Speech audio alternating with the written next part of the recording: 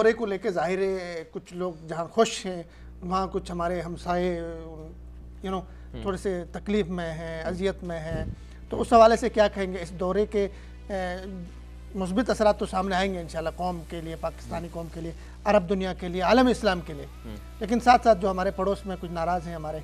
देखिए फिरदौस साहब, जब ये एक फितरत इंसानी है कि जब आपके पास बहुत सारी चीज़ें होंगी, आप आगे जा रहे होंगे, आप तरक्की कर रहे होंगे, आपके पास बहुत कुछ होगा, तो जो आपसे कमतर लोग होंगे वो आपको नीचे गिराने की कोशिश करेंगे।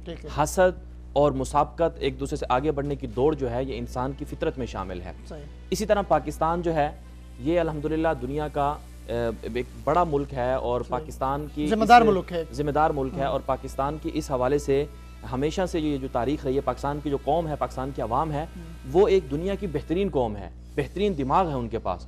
तो अल्हम्दुलिल्लाह हमने जब से आज़ादी हासिल की है पाकिस्तान ने, उसके बाद से हम पीछे नहीं गए हैं बल्कि हमेशा से आगे जा रहे हैं। ये अगरचे ठीक है कि हम पर कुछ लोग ऐसे आ गए कि हम उन लोगों की वजह से, अच्छी क़यादत ना होने की वजह से हम पीछे रह गए, लेकिन ये है कि आगे आगे बढ़ते रहें।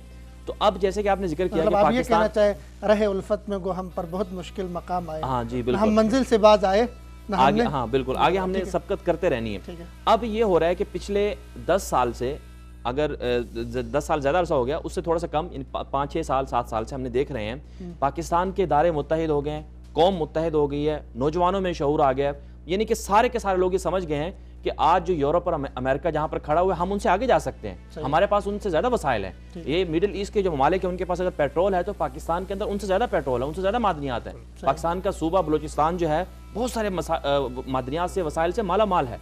तो हमने उसको अब उससे जो ये वसाइल हैं अल्लाह ताला की दी हुई नेमतें, हमने उनको इस्तेमाल करने की तरफ आ गए हैं। जिस तरह कि हमने उसको गवादर को बहुत पहले से किया था लेकिन हम उसे इस्तेमाल नहीं कर पा रहे थे।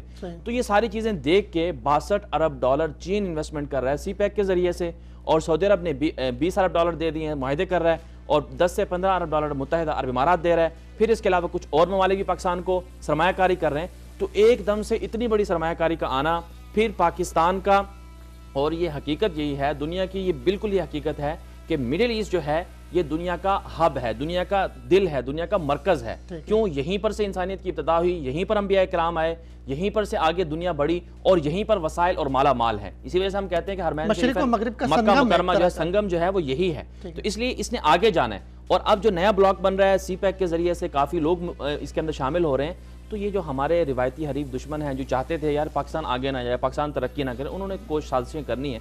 आपने रिसेंटली देख लिया कि हम मुख्तलिफ औकात में देखते हैं, हमने गवादर स्टार्ट किया, CPEC स्टार्ट किया, चाबहार स्टार्ट हो गया, ठीक है। फिर इसी तरह से पाकिस्तान को कमज़ोर करने के लिए कभी अफगानिस्तान की सरहद से पाकिस्तान पर हमले हो जाते हैं, कभी LOC से हो जाते हैं, और कभी ईरान की सरहद से पाकिस्तान में दरअंदाजी हो जाती है। और अभी जो पिछले हफ्ते हमने देखा कि कश्मीर के अंदर जो हमला हुआ उसका इल्ज़ाम पाकिस्तान पर धर दिया गया, ठीक है। और मुतनाज़ा किस्म के दौरे को, वली अहद के दौरे को मुतनाज़ा बनाने की कोशिश की गई। फिर हमने देखा कि चाबहार में जो है ईरानी 50 के करीब फौजी मारे गए, वो खुद जाहिदान के अंदर वो सुबह बलूचिस्तान की आवाम को हुकूक नहीं देते हैं ईरान वाले, और वही जो उनके अंदर की